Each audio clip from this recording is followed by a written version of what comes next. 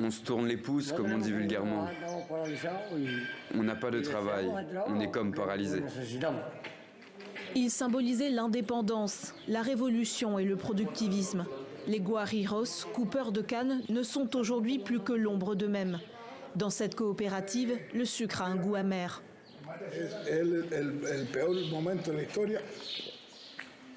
C'est la pire période de l'histoire. On se sacrifie pour produire du sucre. À Cuba, l'or blanc a longtemps coulé à flot. Des millions de tonnes étaient produites chaque année.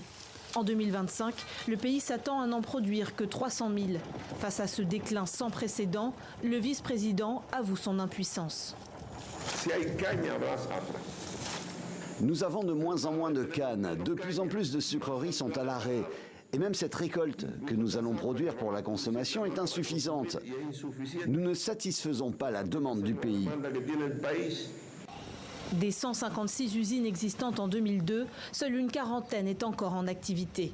Quand elles n'ont pas été démantelées, les installations tournent à peine. Les usines en ruine hantent les campagnes cubaines comme les fantômes d'un passé glorieux. Après la fermeture, tout s'est arrêté.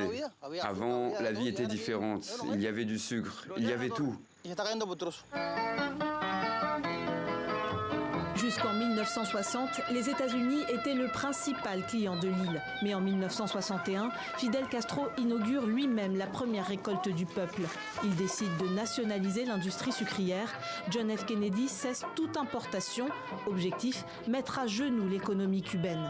Les soviétiques offrent alors d'acheter des millions de tonnes de sucre en échange de pétrole et d'une présence stratégique dans l'île.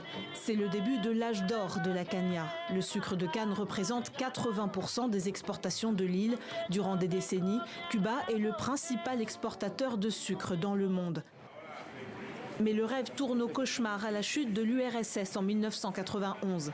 Pénurie de carburant, d'engrais, de machines et de main-d'œuvre. Aujourd'hui, le sucre pèserait à peine 10% des exportations, devenu si rare qu'il s'échange sur le marché noir et que Cuba en importe même de France. L'ancien grenier du monde est vide.